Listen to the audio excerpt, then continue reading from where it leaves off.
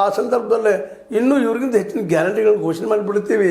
ಅದೇನಾಗ್ತದೆ ಮುಂದೆ ಬೇರೆ ವಿಷಯ. ಬಟ್ ಗ್ಯಾರಂಟಿಗಳು ಇವ್ರಿಗೆ ಹೆಚ್ಚು ಕೊಟ್ಟಾಗ, ಕಾಂಗ್ರೆಸ್ ಹೆಚ್ಚು ಘೋಷಣೆ ಮಾಡಿದಾಗ ಸಹಜವಾಗಿ ಮೊದಲೇ ಪ್ರೀತಿ ಇದೆ ಮೋದಿ ಅವ್ರ ಮೇಲೆ ಜನರಿಗೆ. ಜೊತೆಗೆ ದೇವೇಗೌಡರು ಇದು ನಮ್ಮ ಮೈಸೂರು ಭಾಗ ಗಟ್ಟಿ ಆಗೋಗ್ಬಿಡ್ತು.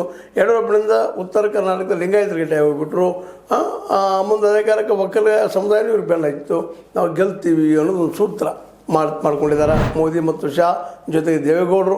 ಹೀಗಾಗಿ ಯಡಿಯೂರಪ್ಪರ ತಮ್ಮ ಮಗ ವಿಜೇಂದ್ರ 2028ರಲ್ಲಿ CM ಆಗ್ತಾರು ಅನ್ನುವಂಥ ಕನಸಿಗೆ ಇದು ಒಂದು ರೀತಿ ಏನಪ್ಪ ಅಂದ್ರೆ ಕೊಳ್ಳಿ ಇಟ್ಟಂಗೆ ಆಗಿಬಿಟ್ಟದು. ಹೀಗಾಗಿ ಯಡಿಯೂರಪ್ಪನ ಚಲಪಡಿಸ್ತಾ ಇದ್ದಾರೆ.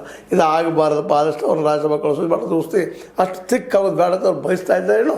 ಆದರೆ ಕೇಳೋರು ಯಾರು? ಇದೆಲ್ಲ ಅರಣ್ಯ ರೋದನ ಒಂದು ರೀತಿಯಿಂದ.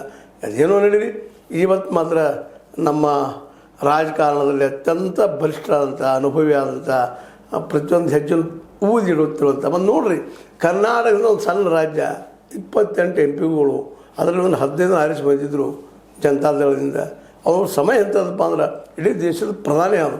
ಯಾವ ಕಾಲಕ್ಕೂ ಕನಸು ಕಾಣಲಾರಂಥ ಹುದ್ದೆ ಅದು.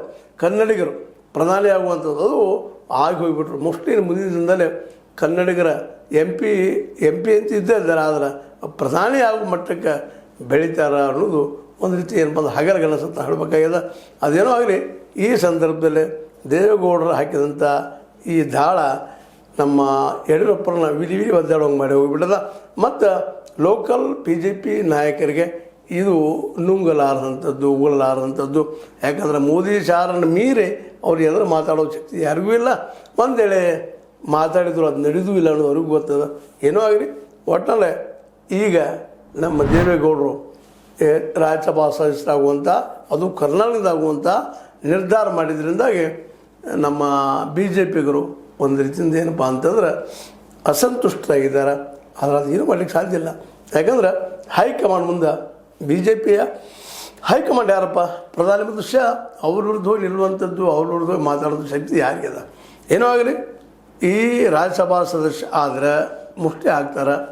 ಆದರೆ ಇನ್ನಷ್ಟು ಅವರು ಇಂಥವ್ರು JDS ಬಲಿಷ್ಠ ಮಾಡ್ತಾರೆ ಅನ್ನೋದು ಎರಡು ಮಾತಿಲ್ಲ.